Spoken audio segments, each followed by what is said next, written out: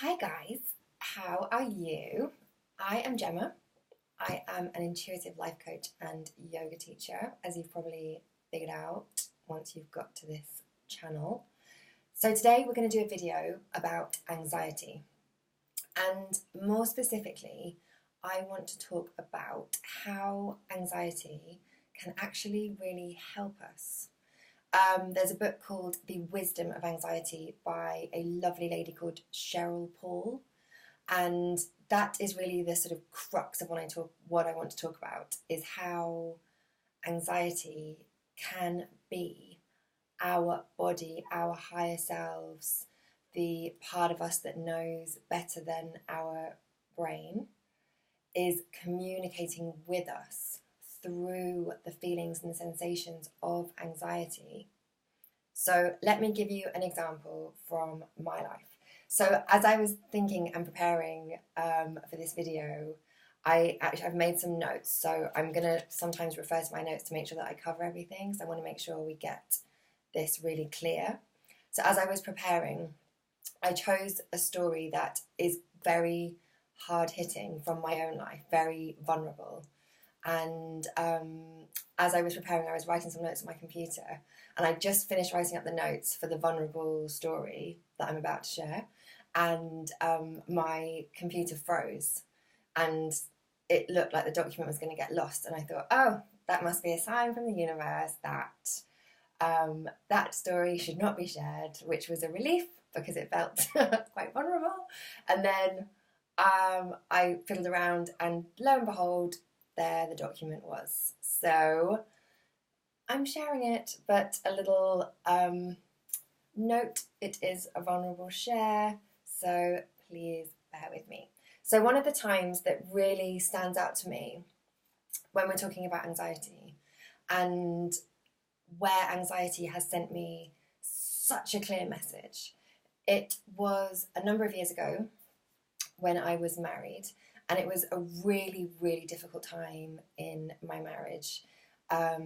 It was, without going into detail, it was really difficult. I was managing to get by. I had a lot of tools in my toolbox.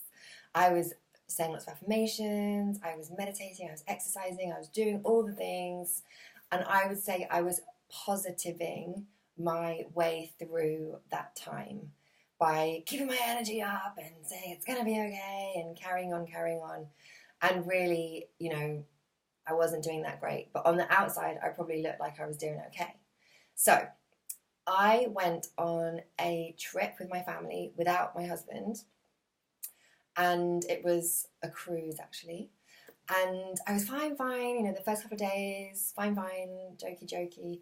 And then at some point, my body almost just shut down. My anxiety got so bad that I could barely eat and I could barely sleep. I could barely concentrate on a conversation. I was so exhausted and drained from the constant stress feelings of anxiety that I didn't want to, do anything during the days. So the result of this extreme feelings of anxiety, meaning that normal sort of daily life functions just ground to a halt, meant that I could no longer ignore the issues that were going on in my life and in my marriage. So as we were on this trip, we were stopping at different places. Actually, it was in Scandinavia. So it was really interesting because everywhere we went, there was these incredible sort of really old historic churches. So if my anxiety had just stayed hidden, I'd have gone through that trip and gone home, carried on, gritting my teeth and positiving my way through. But the anxiety came up, stopped me in my tracks, and forced me to seriously consider and reflect on my life as it currently was. So I would go into these churches each day, and I would sit there and I would ask for guidance, and I would ask, what is happening to me? What do I need to do?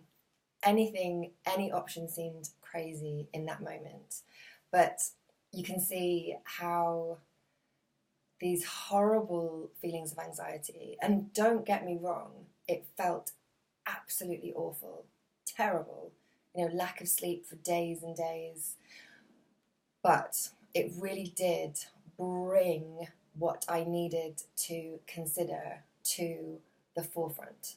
So after that trip, long story short, the marriage did end. Without going into too much detail, it was necessary in that moment because there was some very unhealthy dynamics going on that were actually severely affecting my health. And when I say dynamics, I want to be clear about this. I don't mean that he was affecting my health.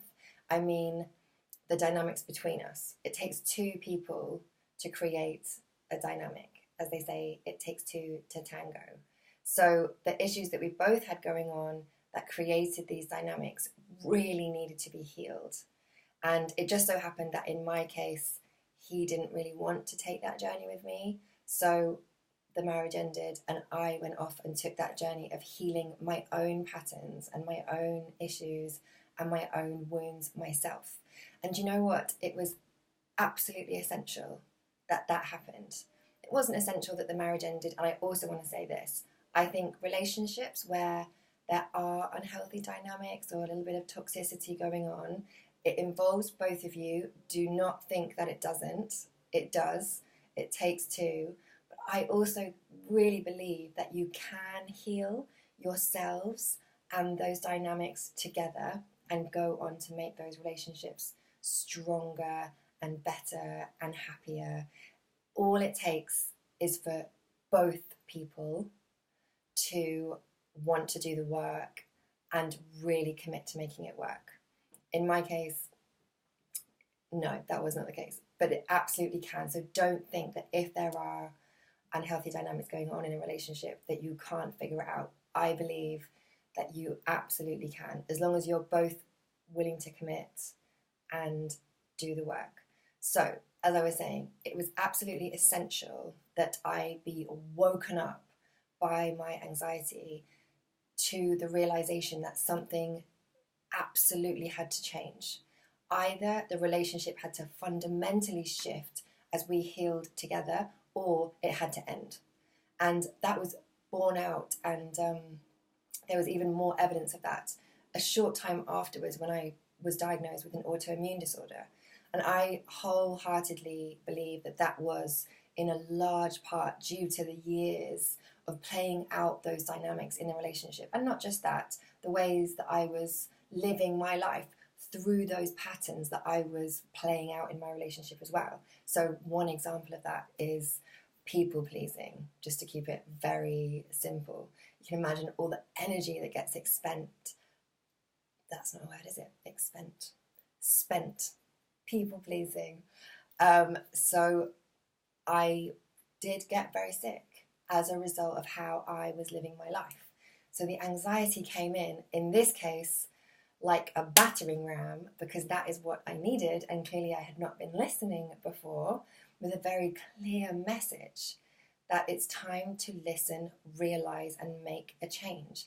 And in doing so, it has allowed me to heal, to realize, to understand, to create new structures, to literally live my life in a very different way, from a very different foundation, which is much more sustainable and healthy, having healed some of those unhealthy patterns that had been conditioned throughout my life.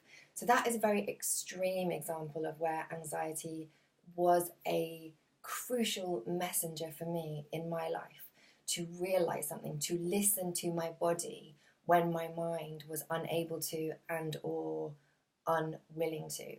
So I hope that has kind of made it clear. And I also really hope that none of you go through anything like that, because it was really shit at the time, as I'm sure you can imagine. So I'm going to just check what I wrote in my notes. Okay, so the last thing I want to say is how do we work with this? What do we do with this? And okay, there's a note, caveat in brackets. If you're currently really struggling with anxiety, you are requiring medication or going through something very difficult in your life right now, I suggest perhaps don't do this little exercise. Don't take me up on this invitation. But if we are working with sort of low-level anxiety, day-to-day anxiety, or a specific event anxiety, I invite you to feel into it, breathe into it. Anxiety feels really bad, pretty much 100% of the time. We want to avoid it, we want to numb it out, we want to ignore it, we want to do something else. That is how we normally respond to anxiety. I am saying, if we can just for a moment consider that anxiety could be a really important message from our higher self, from that part of us that's more intelligent, what if we were to relax, tune in, and listen to what is being communicated? In order to do that, we need to breathe, soften, and feel into the feelings. Where is that anxiety in your body? And yes, it's really uncomfortable to do this, I know. Where is it? Where can you feel it? Is it in your tummy? Is it in your chest? Is it in your throat? Breathe into it and almost allow that feeling to permeate you a little bit. And then, how about asking that feeling what it wants you to know? Simply saying, what do you want me to know? And it's as if you're asking that question to your higher self, or that part of you that knows, that deeper knowing part of you. It's not easy, but it really is worth it. So I invite you to have a try, and I would love you to let me know in the comments how you get on.